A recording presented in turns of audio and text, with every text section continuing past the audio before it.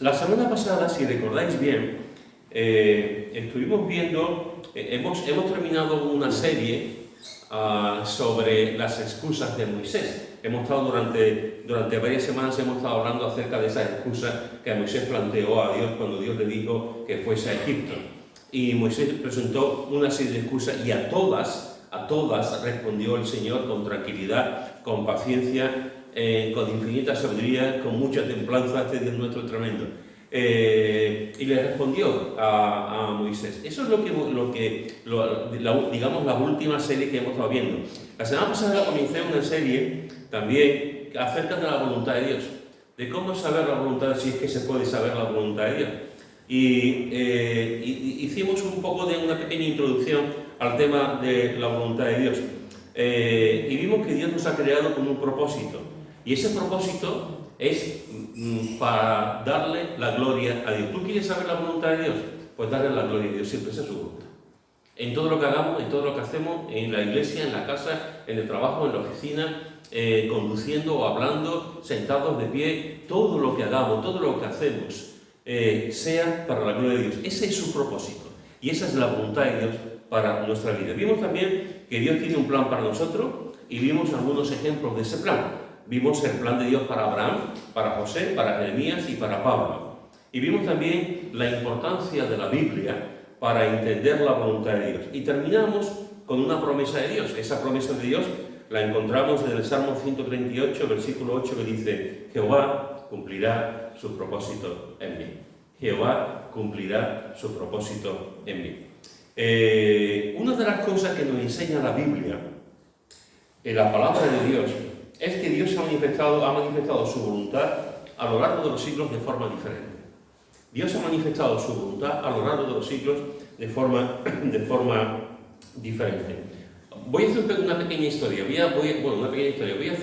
Voy a resumir un poquito, espero no cansaros mucho, pero creo que es importante que hagamos un repaso a cómo Dios se ha manifestado al ser humano desde el principio de la creación. A lo mejor puede ser un poquito, un poquito aburrido, pero creo que es importante que lo podamos ver cómo el Señor se ha manifestado de diversas formas. Por ejemplo, vemos que la palabra de Dios nos enseña que Dios se ha manifestado a través de los sueños. Dios se manifiesta a través de los sueños. Y si tú vas a la palabra, tú podrás ver que un ejemplo palpable de cómo Dios se manifiesta a través de los sueños es la vida de José. Y cómo el sueño de José era un hombre soñador, en el mejor sentido, un hombre que soñaba mucho, y se lo digan a sus hermanos y que se lo digan a su padre. Pero Dios, de alguna forma, estaba ahí con los sueños de José, incluso cuando el sueño de Faraón no sabía exactamente Faraón lo que significaba, y cómo el Señor se le revela también a José para indicar realmente el propósito, lo que iba a pasar con el sueño de Faraón. A José, esposo de María, vemos también cómo el Señor se reveló en sueños, y cómo el Señor en varias ocasiones le habla directamente en sueños. Para aquellos que a lo mejor piensen que el tema de los sueños se ha acabado por completo, déjame decirte que hoy en día Dios sigue hablando a través de los sueños donde no hay Biblia, donde no está la palabra de Dios, donde la iglesia es perseguida, donde no se permite la congregación de los creyentes, donde está prohibido. En el mundo musulmán Dios sigue hablando a través de sueños, y hay gente que se convierte a través de sueños, no solamente en el mundo musulmán, sino en sitios donde la Biblia, la palabra de Dios, está siendo perseguida. Por lo tanto, a Dios no lo puede callar nadie, ni las persecuciones, ni los dictadores de turno, ni nadie puede callar realmente la voluntad de Dios. Y aunque quemen todas las Biblias, piensen ellos que quemando las Biblias o persiguiendo las Biblias se va a acabar la fe en el mundo, están muy equivocados, porque el plan de Dios va a seguir para adelante y Dios se va a seguir revelando y mostrando su voluntad siempre. Por lo tanto, encontramos en la Biblia que Dios se revela. He puesto dos ejemplos, pero hay muchos ejemplos de cómo Dios se revela a través de sueños. También Dios se revela a través de visiones. La diferencia entre sueños y visiones es que en los sueños Dios se manifiesta mientras la persona duerme. Por eso hay creyentes que mientras la predicación se hace, duermen. Porque Dios les habla en sueño. Pero la diferencia entre los sueños Y la visión es que en la visión las personas están despiertas. En el sueño la persona está dormida, en la visión la persona está despierta. Y vemos también muchos ejemplos en la Biblia de hombres y mujeres que Dios se manifestó en visión. Ezequiel, tú vas directamente al versículo 1, al capítulo 1 de Ezequiel, y tú ves la trayectoria de Ezequiel, y tú podrás ver la cantidad de veces que Dios se mostró en visiones a Ezequiel. Se mostró en visión también a Moisés, cuando Moisés, hemos hablado ahora de Moisés, Francisco estaba comentando acerca de Moisés, y hemos visto, y una de las cosas que vemos que un día está por el desierto y ve una zarza que está ardiendo, que no se consume, y que sigue ahí, y se acerca y tiene una visión. Tiene una visión de esas, y el Señor mismo se le aparece, ¿no? Esa es una visión también. Pablo tuvo una visión. Pablo iba con sus compañeros de ministerio y se le aparece un varón macedonio y le dice, para allá no, para acá, no vayas para este sitio, sino vente para acá, que aquí hace falta que tú que prediques el Evangelio. Por lo tanto, Dios también se manifiesta a través de visiones. Dios se manifiesta a través de ángeles, A Zacarías, por ejemplo, se le apareció el ángel Gabriel para decirle que Juan el Bautista iba a nacer. A María también se le apareció el ángel para decirle que iba a quedar encinta, que iba a quedar embarazada y que su hijo iba a ser el Mesías. A Pablo también vemos que se le aparecieron en varias ocasiones ángeles. A Pedro también, a Daniel se le aparecieron también ángeles. También vemos en la Biblia que Dios también se revela su voluntad con el Urim y el Tumim. ¿Qué es lo que era el Urim y el Tumim? El Urim y el Tumim eran como dos piedras que estaban en el pectoral del sacerdote.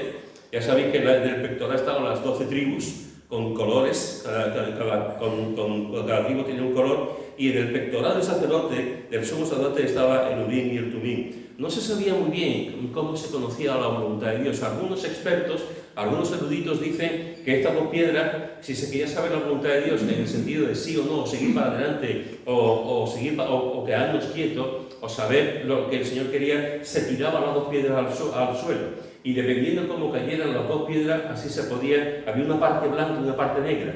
Y si las dos piedras caían, digamos, del mismo color, se tomaba una decisión, de una manera o de otra. Algunos piensan que no era tanto el hecho de cómo se caían las piedras, sino el color que tenían las piedras. Y dependiendo del color que tenían, así se podía saber la voluntad de Dios. Este es un misterio, no se sabe muy bien realmente cómo se podía saber la voluntad de Dios con el tema del Urim y el Tumim, pero estaba, y la Biblia habla de esas dos piedrecitas que tenía el sumo sacerdote. También Dios hablaba por suerte, se manifestaba por suerte, hacía saber su voluntad por la suerte. Si vamos a Hechos, al capítulo 1, vemos que los apóstoles eligieron a Matías, sucesor de Judas se ahorcó y necesitaban un apóstol. Y entonces Pedro propuso a dos, y uno de ellos fue Matías, y lo echaron por suerte, y la suerte cayó sobre Matías. Entonces, aquí en este caso en concreto se manifestó la voluntad de Dios por la suerte. No se sabe muy bien cómo fue la suerte, si fue con un palito más corto, más grande, si fue como una especie de dado, no se sabe muy bien cómo se manifestó. Lo que sí se sabe es que nunca más se volvió a repetir. Estamos hablando del principio de la Iglesia, estamos hablando de la dispensación de la Iglesia. Y en ese momento se usó eso, pero nunca más en el Nuevo Testamento aparece una elección de pastores, de diáconos, de responsables. Nunca más vuelve a repetirse el tema de la suerte. Pero en este caso concreto, Dios manifestó su voluntad también a través de la suerte. Vemos también que Dios se revela a través de su misma voz, de forma audible. Moisés se revela de forma audible. Dios le habló a Abraham, Dios le habló a Isaac, Dios le habló a Jacob, Dios le habló a Jonás, Dios le habló a Isaías, Dios le habló a Pablo, Dios le habló a Joti. También te hablaba. Entonces, Dios habla y vemos cómo en la Escritura se manifiesta de forma audible a personas en momentos concretos. Y hemos visto, fijaros que haciendo este repaso, que en la Escritura vemos que Dios se revela y hace ver su voluntad por sueños, por visiones, por ángeles, por el Urim y el Tumim, por suertes, por la misma voz de Dios. Y ahora, que es lo que nos interesa, ahora que es lo más importante para nosotros, ahora vemos que Dios habla a través de su palabra, a través de su palabra. Tenemos la revelación de Dios. Esa revelación comienza en Génesis y termina en Apocalipsis. Una revelación de Dios, esta Biblia, la Biblia que tenemos, ha sido escrita en el periodo de 1800 años, más o menos. Ha sido escrita por más de 40 autores. Ha sido escrita en 3 idiomas. Hay 39 libros en el Antiguo Testamento y 27 en el Nuevo Testamento.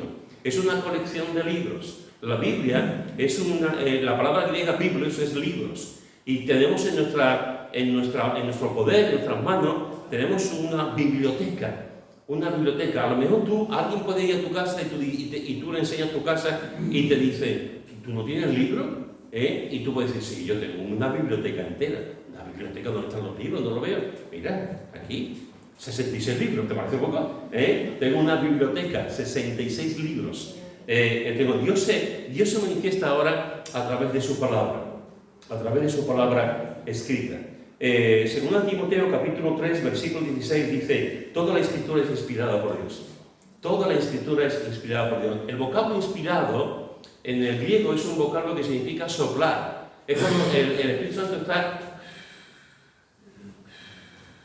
está soplando a los autores lo que tienen que escribir, lo que tienen que decir en la voluntad de Dios. Por tanto, toda la escritura, no solamente del Antiguo Testamento, sino también del Nuevo Testamento, es inspirada por el Señor, es hecha por el Señor, es soplada por el Señor a los autores humanos que le escribieron. En Hebreos, en el capítulo 4, del versículo 12, dice, porque la palabra de Dios es viva y eficaz y es más cortante que toda espada de 2 filos y penetra hasta partir el alma y el espíritu, las coyunturas y los tuétanos, y diciendo los pensamientos y las intenciones del corazón. La Biblia no solamente está inspirada por Dios, está soplada por Dios, está escrita por Dios con autores humanos, sino que la Biblia también nos retrata como somos. La Biblia nos retrata como somos, la Biblia nos hace ver cómo somos de verdad. Nos dice que penetra hasta partir el alma y el espíritu. Dios nos conoce, pero cuando tú lees, la paradoja de esto es que Dios nos conoce y nosotros que creemos que nos conocemos, no nos conocemos. A veces los seres humanos somos demasiado orgullosos, pensamos que lo sabemos todo, que lo conocemos todo y que sabemos incluso cómo somos nosotros. Déjame decirte que no. El único que realmente sabe cómo somos de verdad es aquel que nos ha creado. A veces tenemos una opinión que somos muy buenos y tú te miras al espejo y tú dices, espejito, ¿quién es el más bello, el más bonito, el más guapo de todo el mundo? Y el espejito te dice, tú no eres. ¿Cómo? Pues nos creemos que somos muy buenos, nos creemos que somos, pues no. Cuando tú ves la palabra, que es un espejo, cuando tú lees la palabra, tú dices, ay amigo, sí, yo tengo pecados y yo pienso esto, gracias Pablo, y yo hago esto, y te retrata. La Biblia tiene esa capacidad que ningún libro tiene, que nos hace entender realmente cómo somos. El Salmo 119, versículo 9 dice, ¿con qué limpiará el joven su camino? Con guardar tu palabra. ¿Con qué limpiará el joven? Y me encanta porque está hablando de los jóvenes. Está hablando de los jóvenes y está diciendo a los que están comenzando en la vida, a los que todavía no tienen experiencia, les está diciendo, cuidado, porque cuidado con la vida. Disfruta de la vida, como dice también Salomón, disfruta de la vida, piensa en la vida, pero ten en cuenta una cosa, guarda la palabra de Dios. Guarda la palabra de Dios. ¿Con qué limpiará el joven su camino? Con guardar la palabra de Dios. Y así tendrá una vida con un propósito definido, con un claro entendimiento de la voluntad de Dios. ¿Cuál es la voluntad de Dios? Guardar su palabra. Aquí no tenemos que dar 40 vueltas, ni tenemos que sabemos que la voluntad de Dios es guardar su palabra. El mismo Salmo 119, versículo 11 dice, en mi corazón he guardado tus dichos para no pecar contra ti. En mi corazón he guardado tus dichos, he guardado tus preceptos, tus mandamientos, tu ley, tu enseñanza. ¿Para qué? Para no pecar contra ti, para vivir en santidad, para vivir realmente como a ti te agrada. Y en el versículo 18 dice, abre mis ojos y miraré las maravillas de tu ley. Abre mis ojos y miraré las maravillas de tu ley. Es un texto impresionante. Yo te animo a que cuando leas la Biblia, cuando tú cojas el libro que estás leyendo, le digas al Señor en oración: Señor, abre mis ojos para ver las maravillas de tu ley. Déjame decirte también algo. Cuando tú leas la Biblia, cuando tú leas desde Génesis hasta el último libro, mira a Cristo, porque la Biblia habla de Cristo. Porque todas las figuras, todos los tópicos, todos los tipos, todas las enseñanzas que hay en todos los símbolos, todas las cosas que encontramos en la Biblia, nos habla de Cristo, de Cristo. En cualquier sitio averigua, penetra, estudia lo que dice la palabra de Dios. No te quedes en la epidermis, no te quedes en la superficie, profundiza en la palabra de Dios, porque podrás encontrar a Cristo en cualquier lugar, en cualquier sitio, podrás encontrar la maravilla de Cristo. Por eso es importante que cuando leamos la Biblia: Señor, abre mis ojos y miraré las maravillas de tu ley. Hoy en día, hermanos y hermanas, se puede manifestar y enseñar la voluntad de Dios para cualquier fin, en cualquier manera, de cualquier sitio. Yo no soy de aquellos que piensan, a lo mejor algunos se van a enfadar conmigo, a lo mejor alguno va a decir que ortodoxia, que este ya no me gusta, este es muy liberal, este pastor a mí ya no, Pedro, me ha desilusionado Pedro. Déjame deciros que yo creo que Dios se revela a través de su palabra. Déjame deciros que yo creo que Dios sigue hablando a través de su palabra. Déjame deciros que yo creo que la revelación de Dios hoy en día es en su palabra. Pero déjame deciros que creo que Dios no está condicionado por su palabra. Y que Dios puede revelarse de cualquier manera a cualquier persona, hoy en día. Dios se revela evidentemente por su palabra. A mí Dios me habla en su palabra igual que a ti. Pero Dios sigue revelándose en sitios muy concretos, como he dicho antes, a través de sueños. Y a veces pensamos en nuestra teología, en ciertos grupos, en ciertos creyentes, como que Dios ya no puede hablar a través de sueños, como que Dios ya no puede hablar a través de visiones, como que Dios ya no puede hablar a través de su voz audible, ¿no? Y el hombre no puede condicionar a Dios. Nosotros no podemos coartar la libertad de Dios y la toma de decisiones de Dios. Dios hace lo que quiere, como quiere, cuando quiere, y se manifiesta de la forma que quiere. Hoy en día tenemos su palabra. Y esa palabra es la que tenemos que leer, meditar, enseñar a todo el mundo. Y sabemos la voluntad de Dios a través de su palabra. Pero Dios sigue manifestándose. Hay momentos, hay lugares, hay sitios donde no está la palabra y Dios se sigue mostrando su voluntad en ese lugar, porque a Dios no hay quien lo pare. A Dios no hay quien lo pare y Él puede hacer lo que quiera.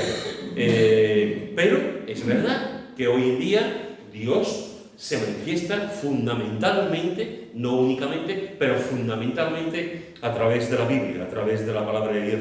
Se cuenta la historia de un avión que volaba a 1700 kilómetros de altura. El viaje era tranquilo, el día era tranquilo. Apenas había nubes y los pasajeros estaban muy relajados. Hasta tal punto estaban relajados que varios de esos pasajeros estaban en el pasillo. Si habéis hecho un viaje largo, a mí como ya he ido 2 veces a Houston, y de otro poco iré también, o son viajes largos, esto tiene una hija allí también, pero bueno, un viaje que pasas el charco, como se dice, son 10 horas, 10 horas. En 10 horas te da tiempo para todo. Te da tiempo. Entonces, en ese avión, la gente era un viaje largo y la gente estaba en el pasillo, el día estaba bien, estaba en el pasillo charlando, se hacen amistades también, y la gente estaba en el pasillo pues charlando y pasándolo lo mejor posible. Y de pronto salió una azafata. Y la azafata dijo con buena voz, educadamente, dijo la azafata: señores pasajeros, por favor, vuelvan a sus asientos porque vamos a pasar por una zona de turbación, de turbulencia. Entonces, la gente escuchó a la azafata decir eso, pero siguieron hablando, estuvieron charlando, y al cabo de un tiempo la azafata ya un poco más, con la voz más fuerte todavía, le dijo: en los próximos minutos el avión va a moverse bastante, así que por su seguridad rogamos que se sienten. Algunos se sentaron y otros continuaron de pie, y de pronto se escuchó la voz del piloto que dijo: hay algunos pasajeros que no se sientan, Quiero ser muy claro con ustedes. Mi trabajo es pasar con ustedes a través de la tormenta. Su trabajo es hacer lo que yo les diga. Así que tomen asientos y abróchense los cinturones. Varias de esas personas que habían escuchado la voz del piloto se sentaron, pero hubo dos que no, que siguieron charlando, siguieron hablando entre ellos. Y de pronto pasaron por la turbulencia, por la tormenta, y estos hombres que estaban de pie se cayeron y se golpearon la cabeza. La pregunta es, ¿quién tuvo la culpa de golpearse? ¿Los dos hombres o el piloto? Los dos hombres, efectivamente. Porque el piloto hizo su función. Hagan caso a lo que yo les voy a decir y siéntense. Pero no le hicieron caso al piloto. Y los dos hombres, al final, se dieron el trompazo por no hacerle caso al piloto. La Biblia nos habla de esto continuamente. La Biblia nos habla de esta situación de escuchar la voz del piloto y hacer lo que queramos. La Biblia nos habla del piloto que nos dice por dónde tenemos que ir, cómo tenemos que ir, y como no escuchamos las indicaciones del piloto, nos damos un trompazo y nos caemos. Dios, el piloto, le dio una serie de instrucciones a Adán y Eva, y Adán y Eva no obedecieron las instrucciones del piloto. Dios, el piloto, le dio una serie de instrucciones a Israel para que obedecieran, e Israel no obedeció la voz del piloto. Dios, el piloto, le dio una serie de instrucciones a Jonás, pero Jonás no obedeció la voz del piloto. Esta es la historia de la Biblia, de una forma muy resumida. Esta es la historia de la Escritura. Dios hace al hombre y quiere pilotar su vida, pero el hombre no quiere que Dios pilote su vida. El hombre no quiere que Dios pilote su vida. Lo que el hombre quiere es hacer su propia voluntad y su propia vida. Desde Génesis hasta Apocalipsis se escucha la voz del piloto. La voz del piloto que te dice, yo soy el piloto, tú eres el pasajero. Mi trabajo es llevarte a casa. Tu trabajo es hacer lo que yo te diga. Mi trabajo es llevarte a casa, a la Canaán celestial, a la patria celestial, al cielo, a la eternidad. Tu trabajo es hacer lo que yo diga. Pero no hacemos lo que el Señor nos dice, hacemos lo que nosotros queremos. ¿Tú quieres conocer la voluntad de Dios? ¿Tú quieres conocer realmente la voluntad de Dios para tu vida? Pues lee las instrucciones del piloto y haz caso al piloto. Lee las instrucciones del piloto que están en la Biblia y haz caso a esas instrucciones. ¿Tú quieres saber la voluntad de Dios realmente para tu vida? Presta atención a lo que dice la Biblia. Mira lo que dice en Nehemías, en el capítulo 8. Nehemías, capítulo 8, versículos 2 y 3. Dice, Nehemías, capítulo 8, versículos 2 y 3, dice, y el sacerdote Esdras, bueno, vamos a leer del versículo 1. Se juntó todo el pueblo como un solo hombre en la plaza que está delante de la puerta de las aguas. Y dijeron a Esdras el escriba que trajese el libro de la ley de Moisés, la cual Jehová había dado a Israel. Y el sacerdote Esdras trajo la ley delante de la congregación, así de hombres como de mujeres y de todos los que podían entender, el primer día del mes séptimo. Y leyó en el libro delante de la plaza que está delante de la puerta de las aguas, desde el alba hasta el mediodía, en presencia de hombres y mujeres y de todos los que podían entender. Y los oídos de todo el pueblo estaban atentos. Los oídos de todo el pueblo estaban atentos a la ley de Dios. Versículos 5 y 7. Abrió pues Esdras el libro a ojos de todo el pueblo, porque estaba más alto que todo el pueblo. Y cuando lo abrió, todo el pueblo estuvo atento. Bendijo entonces Esdras a Jehová, Dios grande, y todo el pueblo respondió, amén, amén, alzando sus manos, y se humillaron y adoraron a Jehová, inclinados a tierra. Aquí encontramos cómo se abre la ley, se abre la palabra. Esdras, el sumo sacerdote, empieza a enseñar la palabra delante de una multitud. Esa multitud está compuesta por hombres, por mujeres y todos los que podían entender, es decir, incluso por niños de cierta edad, todos los que podían entender. ¿Y qué es lo que hacían ellos allí? Uno estaba escuchando, Esdras estaba allí enseñando la ley, y los demás estaban escuchando la lectura, la enseñanza del libro de la ley, y estaban atentos al libro de la ley. Fijaron que se repite en el versículo 3, se repite en el versículo 5, se repite en el versículo 7, estaban atentos a la lectura de la palabra de Dios. ¿Tú quieres saber la voluntad de Dios para tu vida? está atento a la voluntad de Dios, está atento a la palabra de Dios. No estaban viendo la tele, no estaban viendo el Betis contra el Sevilla, no estaban viendo un canal de cocina, no estaban leyendo un libro, estaban atentos a la lectura de la ley, estaban atentos a la palabra de Dios. Y fijaros que dice, en todo lo que podían entender estaban allí y se llevaron un montón de horas leyendo la palabra de Dios y estaban atentos. Allí no había nadie que estaba allí y este estaba enseñando la ley y uno le dice al otro, ¿esto cuándo se termina? No, allí no había uno que le dice al otro, ¿qué hora es? ¿Y yo? Allí no había nadie que le decía, mamá, ¿cuándo vamos a comer? No, allí no había nadie que decía, yo me había sentado porque ya mis piernas flaquean, me había... tú no habrás tenido un bocadillo de mortadela, ahí no hay nadie. Ahí nadie estaba diciendo, no estaban así, porque ahí estaba, todo el mundo estaba atento. Eso es maravilloso. Eso es maravilloso. Para un predicador, por ejemplo, que tú estás predicando y tú ves que la iglesia entera está atento, eso es maravilloso, dices tú. Están todo el mundo ahí atento a la predicación, pero cuando un predicador está predicando y uno está viendo el móvil, otros están rascándose por aquí, otros están por aquí, están aburridos, otros así, amante de tuya, sin ningún tipo de pudor, un tipo de problema, no, que yo acércate un poco, échate papá cuando te vea, pues aquí estaba todo el mundo atento a la lectura de la palabra de Dios. Eso es una maravilla, porque cuando leemos la Biblia, una de las cosas que tenemos que estar es atento a lo que Dios me está diciendo, a lo que Dios me está guiando.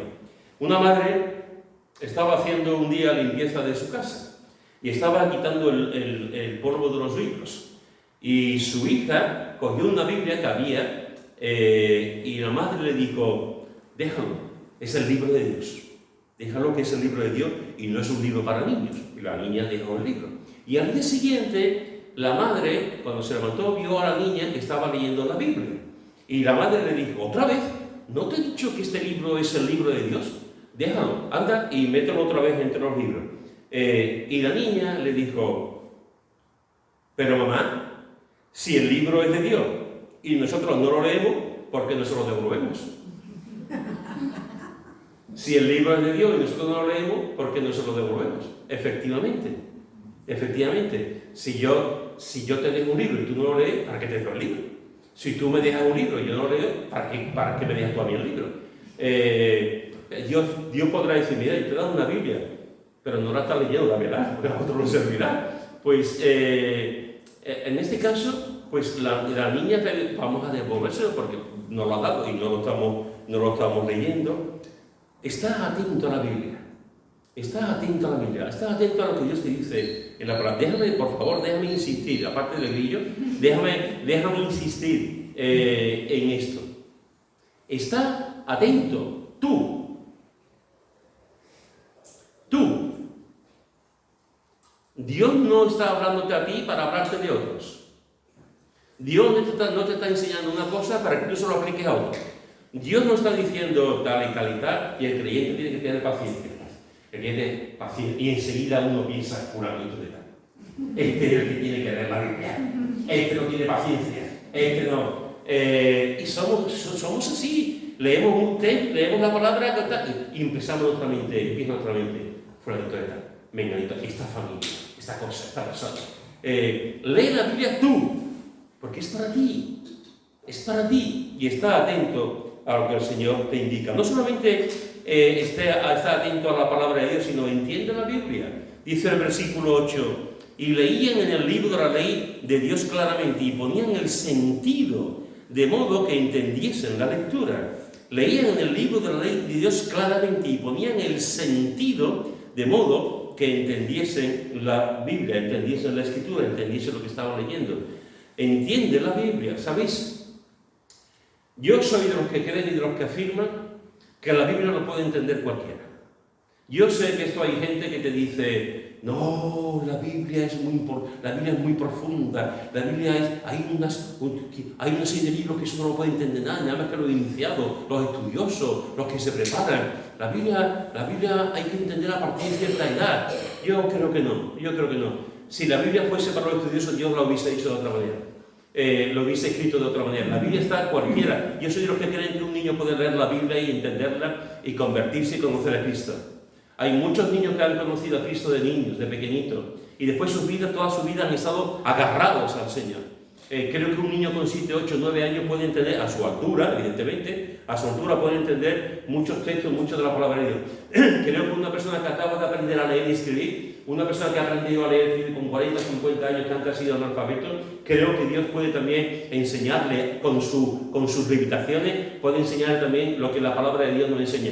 Creo que una persona que apenas tenga cultura, que haya ido solamente un par de años al colegio, puede entender perfectamente la palabra, porque la palabra se tiene que masticar espiritualmente, se tiene que discernir espiritualmente.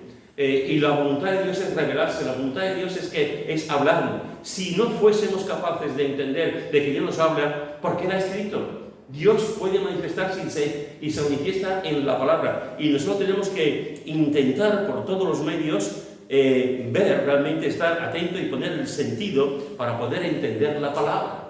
Para tener ese sentido de decir, Señor, revélate, enséñame, háblame, Señor, en tu palabra. ¿Estoy diciendo que todo lo que vamos a leer lo vamos a entender? No. Yo llevo más de 40 años de creyente y hay cosas que sigo sin entender y me moriré sin entender. Hay misterios que son inescrutables. Hay cosas que solamente Dios puede hacer y que nosotros lo que podemos hacer es estudiar, meditar, escudriñar, pero hay cosas que no podremos entender y hay otras que sí. Alguien dijo una vez, a mí no me preocupa, Mark Twain dijo una vez, a mí no me preocupa lo que yo no entiendo en la Biblia, a mí lo que me preocupa es lo que entiendo. Y eso es lo que tenemos que ver nosotros, preocuparnos por lo que entendemos. Si yo no entiendo ciertas cosas, si yo no entiendo ciertos pasajes, si yo no entiendo ciertas doctrinas, si yo no entiendo, lo importante no es lo que yo entienda, que a lo mejor lo entiendo mañana, hoy no lo entiendo, pero lo puedo entender mañana. Lo importante es lo que yo entiendo. Y lo que yo entiendo es, no mientas, eso lo entiendo. Lo que yo entiendo es, honra a tu padre y a tu madre, y eso lo entiendo. Lo que yo entiendo es, ve a la iglesia, y yo eso lo entiendo. Lo que yo entiendo es, ora, y eso yo lo entiendo. Lo que yo entiendo es, perdona a lo que te hacen daño, eso yo lo entiendo. Es decir, hay un montón de cosas que yo entiendo, que la palabra de Dios lo dice, y que es su voluntad. Y yo no tengo por qué estar ahí dando vueltas porque está claramente expuesto en la palabra de Dios. Hay otras cosas que con discernimiento, con cuidado, con maestros que nos puedan enseñar también, con buenos libros cristianos, podemos entender y a lo mejor otras no. Pero todos tenemos la capacidad de escudriñar y de aprender de la palabra. Absolutamente todos podemos aprender de la palabra de Dios.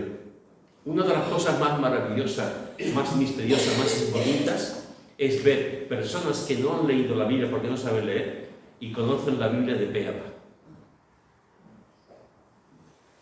Personas que no pueden leer la Biblia y están escuchando la Biblia con libros, audible, están escuchando. Yo he conocido a algunos así. Y escuchan la Biblia, y saben la Biblia, no la han leído, pero la están escuchando todos los días, su porción, audible. O los ciegos que están leyendo la Biblia de forma con el braille, ¿no? Entonces, es una cosa tremenda. Y gente que a lo mejor tú los ves que no tienen, y de tanto escuchar a los otros hermanos, de las predicaciones, la enseñanza, los hermanos hablar, saben la Biblia. Y Dios penetra también en sus corazones. Así que, hermanos y hermanas, ¿tú quieres saber la voluntad de Dios para tu vida? Pues presta atención a la Biblia, entiende la Biblia, pon toda tu atención, todo tu sentido en la Biblia, practica la Biblia, que es lo más importante. El versículo 14 y 17 dice, y hallaron escrito en la ley que Jehová había mandado por mano de Moisés que habitasen los hijos de Israel en tabernáculos en la fiesta solemne del mes séptimo, y quisiesen saber y pasar pregón por todas sus ciudades y por Jerusalén, diciendo, salid al monte y traed ramas de olivo silvestre y de arrayán, de palmeras y todo árbol frondoso para hacer tabernáculos como está escrito. Durante años no habían celebrado la fiesta de los tabernáculos porque no habían leído la Biblia, pero ahora que lo saben, es interesante cómo después de esta lectura y después de saber lo que tenían que hacer, que la voluntad de Dios era hacer la fiesta del tabernáculo, la ponen en práctica, lo hacen, ponen en práctica la voluntad de Dios. Si tú quieres saber realmente la voluntad del Señor para tu vida, una de las cosas que tenemos que vivir, que tenemos que hacer, que tenemos que entender, es la importancia de la Biblia en tu vida. La importancia de la Biblia para tu vida, para tu corazón, para tu familia, para ti. Prestar atención a la Biblia, entender la Biblia y practicar la Biblia. Y entenderás parte de la voluntad de Dios para tu vida. Hoy te he dicho, en esta tarde, te he dicho que Dios se manifiesta de varias maneras. Se ha manifestado a través de la historia de diversas maneras. Te he dicho que Dios se ha manifestado a través de sueños, a través de visiones, a través de ángeles, a través de las piedras del Urim y el Tumim, a través de la suerte, a través de la misma voz audible de Dios. Te he dicho que Dios puede seguir hablando de esa forma, pero fundamentalmente Dios hoy habla a través de su palabra. Y si queremos hacer su voluntad, si queremos realmente vivir para el Señor como Él quiere que vivamos, tenemos que prestar atención a la Biblia. Tenemos que atender la Biblia. Es decir, para resumirlo, Dios es el piloto. Y Dios el piloto te quiere conducir y mostrar su voluntad. Y Dios el piloto te dice, yo te voy a llevar, pero tú obedeces. Mi trabajo es llevarte, mi trabajo es conducirte, pero tu trabajo es obedecerte.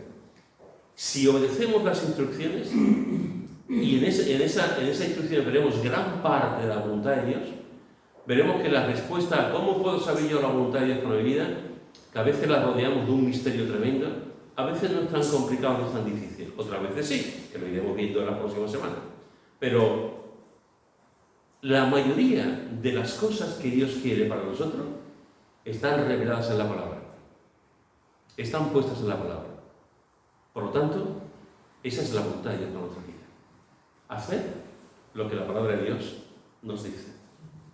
Y a veces te encuentras con personas que te dicen, yo quiero saber la voluntad de Dios. Hermano, enséñame la voluntad de Dios. ¿Cómo se consigue saber la voluntad de Dios? Y resulta que esa persona que te dice eso, que además lo dice con una agonía, con una cosa, está viviendo con alguien que no están casados. Y tú dices, ¿me estás diciendo que quieres saber la voluntad de Dios y estás viviendo sin estar casado con una mujer o con un hombre? Y tú dices, me estás haciendo trampa. Me estás haciendo trampa, porque la Biblia nos habla de que la voluntad de Dios que nos casemos. Hermano, yo quiero hacer la voluntad de Dios, yo quiero que Dios me hable. Y resulta que vives en una mentira, eres un mentiroso compulsivo.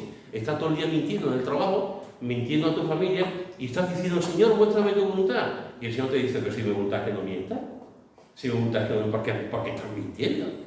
Y así podríamos continuar. Hay tantas cosas, tantas contradicciones entre nosotros. La Biblia nos habla de la voluntad de Dios. Esa voluntad de Dios está manifestada aquí.